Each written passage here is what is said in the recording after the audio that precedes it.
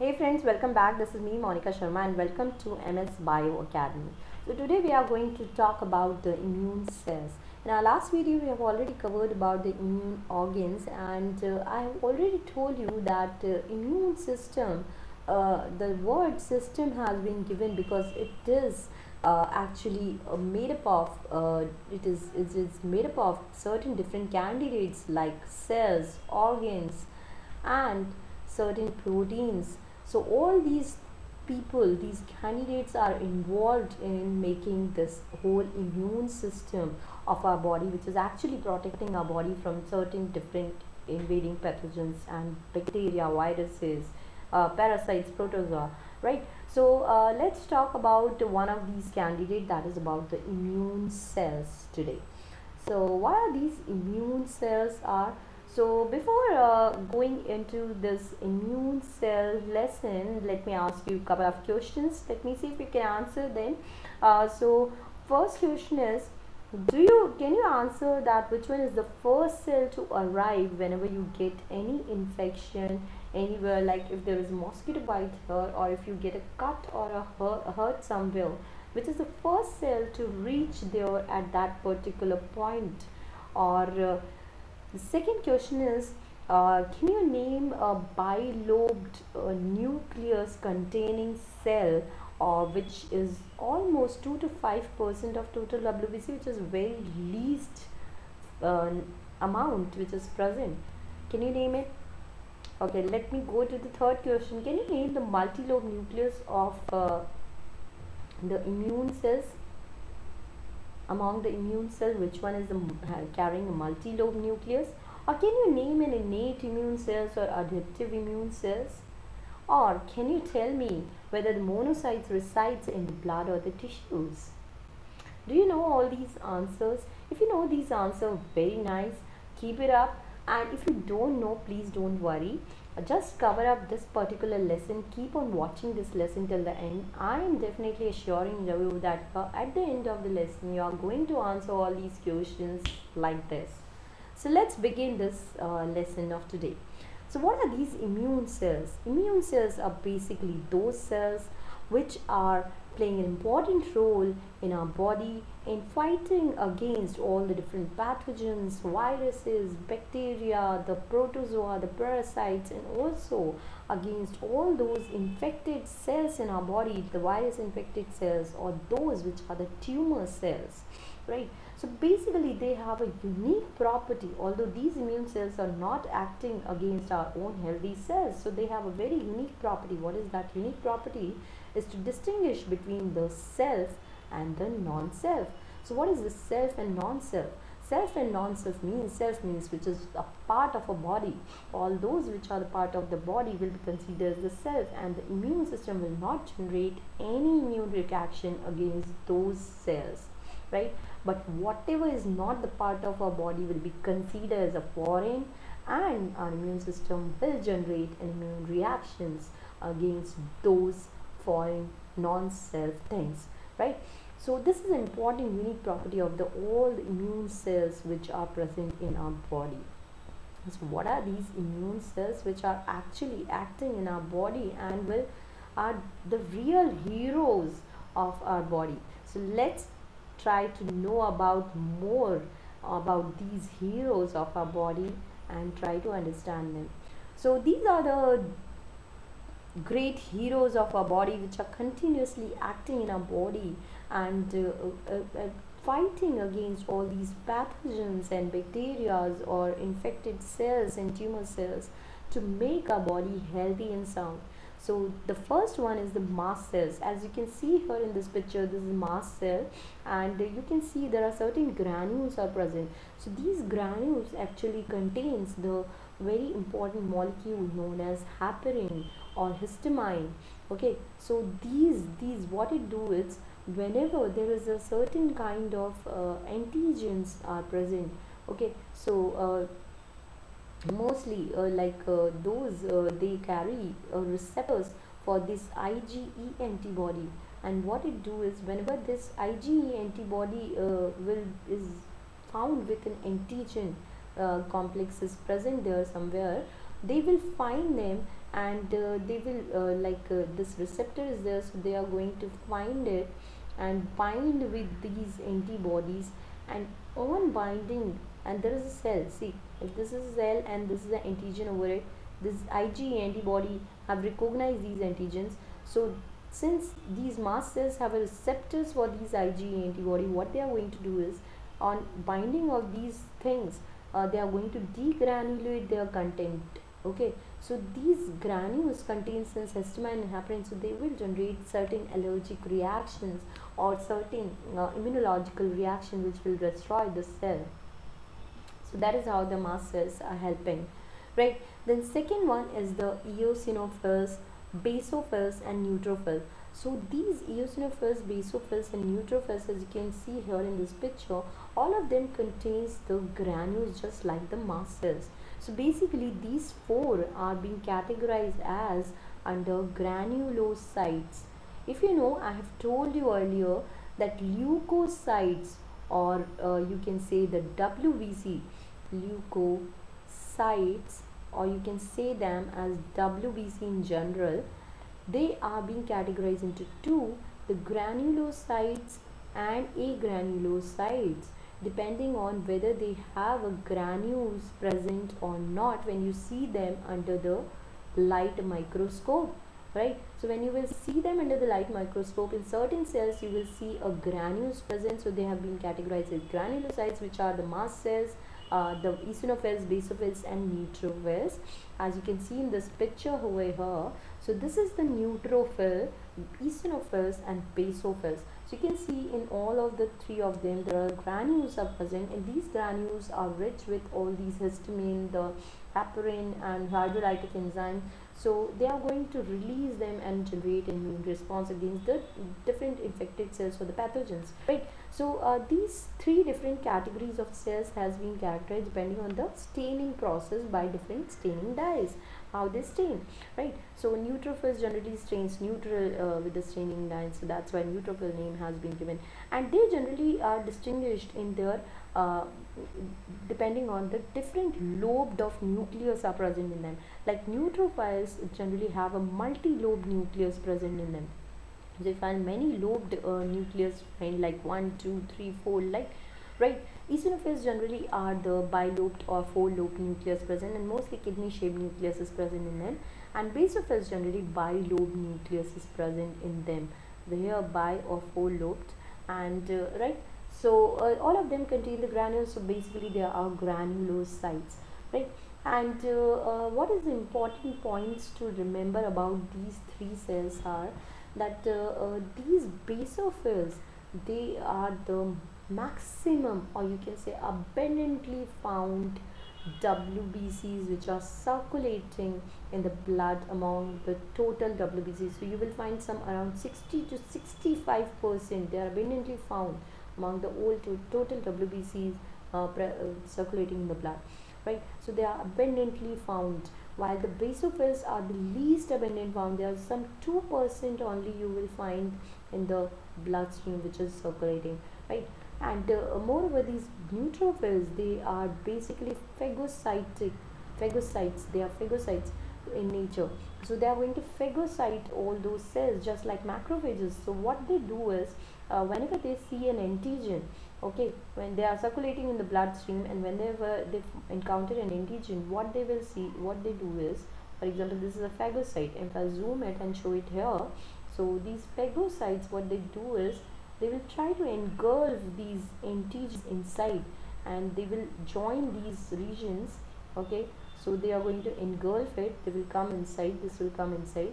Once it come inside, they will produce some hydrolytic enzymes or certain different peptide breaking enzyme which will break these antigens inside these vesicles, and this will break into a small peptides, and these peptides then being presented on the surface of these macrophages with the class 2 MHC molecules to the different T helper cells.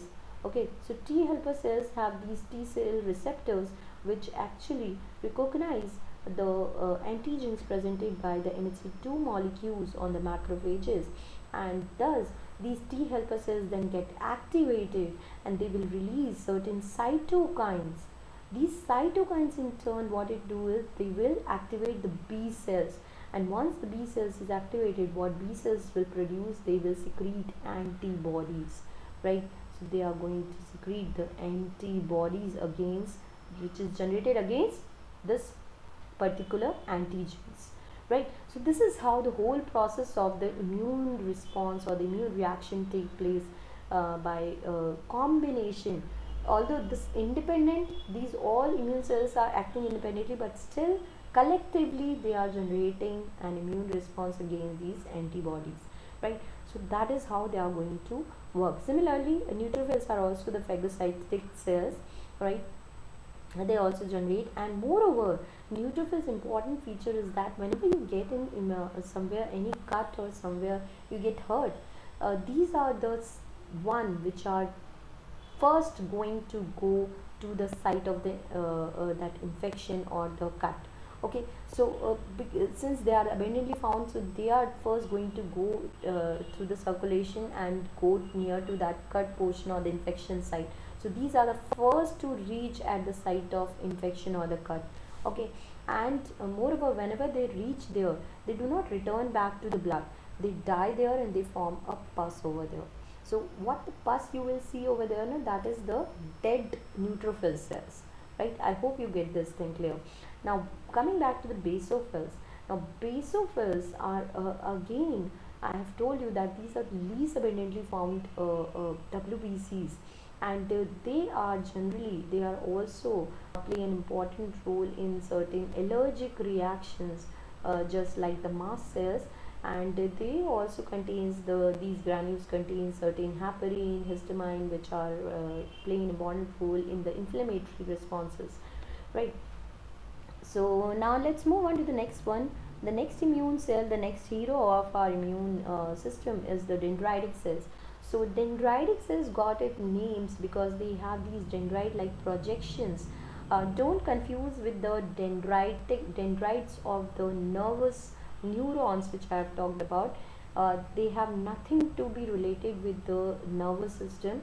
These dendritic cells are entirely different. The name dendritic cell is just because they have this projections from the cytoplasm like thing only, which is similar to the dendrites of the nervous system. So that's why the name dendritic cells, but otherwise there is no connection between the nervous system and the dendritic cells, right? They are completely the immune cells. They are the phagocytic cells again, okay, just like macrophages and neutrophils, they are again the phagocytic cells. Okay, so they also engulf, like this is a pathogen, they engulf it, present it on their surface to the T helper cells with MHC2 molecule and activate the B cells which generate the antibody. Next immune cell is the macrophages. Macrophages we have already talked about that how they act. They are the main phagocytic cells and they also undergo the same reactions. So they are the main heroes, right? Then monocytes. Monocyte, this particular is the monocyte. So whenever these monocytes are generally present in the blood, okay, so they when move to the tissue, they are called as a macrophage. And as you can see here, there is no granules over here, so they have been categorized as agranulocytes, right? So one of them, agranulocyte, is a monocyte, and another one is the lymphocytes. Lymphocytes are of two types, B and the T cells. Both of them are the agranulocytes. They also do not contain any granules. As you can see here in this picture, these are the T cells and B cells, right? So B cells, we know basically they are the main important. When they activated, they form the plasma cells which then secretes the antibodies, right?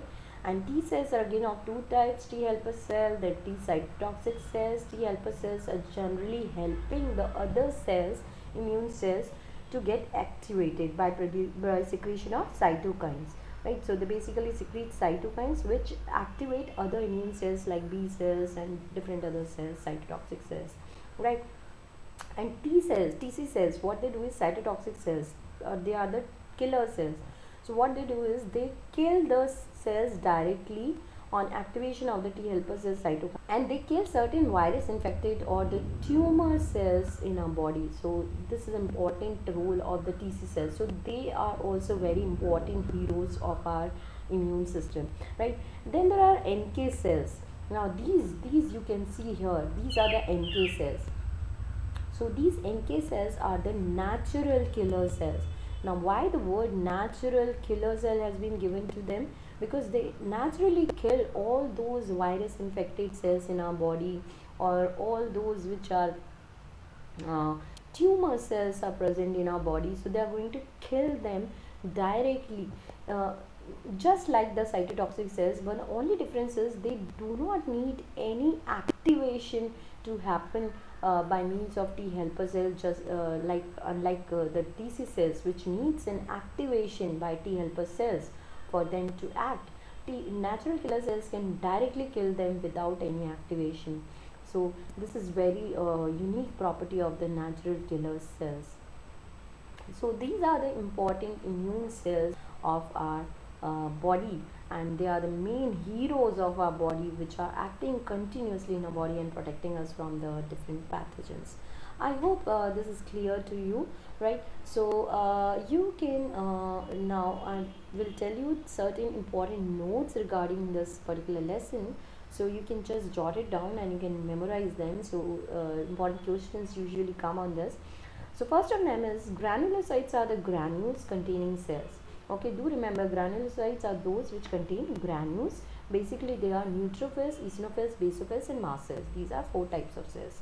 Then agranulocytes means which do not contain granules. A means without, granules, without granules containing cells. Cytes means cells, granulocytes means granules, and A means without. So without granules containing, this is granules containing cells, right? No granules in cytoplasm, which are monocytes and lymphocytes. There are only 2 types. And lymphocytes, we know they are of 2 types again, T cells and B cells. T cells is again TC cells and T helper cells. Do remember that. Okay, although there are certain T regulatory cells are present, and there are some T killer cells are present. Okay, so that is also there. This T killer cells is different from the natural killer cells. Don't confuse with that one. Okay, this is different. Okay, so but mostly we study about the TC cells and T helper cells, right? Then there are APCs. APCs, what are these APCs? APCs, I would like to tell you that APCs means antigen presenting cells. These are mainly those cells which are actually presenting the antigens, and mainly they are macrophages, B cells and dendritic cells. So mainly phagocytic cells, you can say. So they are the main professional APCs. Okay, although there are all the nucleated cells can present the antigens except the RBCs, since RBCs does not have any nucleus. I said all the nucleated cells can present antigens, but RBCs since do not have nucleus, so they can't present any antigens in our body. Rest of the cells can present it. So the main professional APCs are these 3: macrophages, B cells and dendritic cells, which present antigen by means of MHC2 molecule. And since MHC2 is being recognized by the T helper cells, since they have the co-receptors CD4 present on them, right? And the rest of the cells, I said the rest of the nucleated cells, they can also present the antigen, but they present the antigen by means of MHC class 1 molecule. And these MHC class 1 molecules recognized by the cytotoxic T cells, because they have the co-receptor present, which is the CD8. Okay, so CD8 generally recognize MHC class 1 and CD4 recognize class 2. So these are the important points which you need to remember, right? Phagocytic cells, I said these are the phagocytic cells, mainly macrophages, dendritic cells and neutrophils. I'm sorry, I said here B cells are the phagocytic cells. No, B cells are not phagocytic cells, but they are the antigen presenting cells, right? Then these are the main phagocytic cells: macrophages, dendritic cells and the neutrophils. Then I said first cell to reach at the infection or the injured area are mainly neutrophils, as they are abundantly found WBCs in the blood circulation, right? So do remember that. And abundantly found WBCs having phagocytic nature is also neutrophils. Again, they are the neutrophils only which have the abundant phagocytic nature among all these 3 phagocytic cells, right? Now least abundantly found WBCs are the basophils. So abundantly found is the neutrophils, least abundant is the basophils. Now PML, what is this PML stands for? PML stands for polymorphonuclear leukocytes, means those which are having a multi-lobe nucleus present in them. So I have talked about that multi-lobe nucleus are present in the granulocytes, and mostly these polymorpho multi-lobe nucleus is present in the neutrophils among the granulocytes. I've told you three granulocytes: neutrophils, basophils, and eosinophils. Among them also neutrophils is the main polymorphonuclear leukocyte because they have the multi-lobe nucleus, right? Then mononuclear leukocytes is one nucleus, one lobe nucleus containing, which is the mainly monocytes and lymphocytes. So these are the important points which you need to remember and memorize them. Now you can just replay this video and answer all those questions which I've asked you initially in the beginning of this particular video. So I'm sure you're going to answer all of them correctly. So thank you so much for watching. See you in the next lesson. Bye.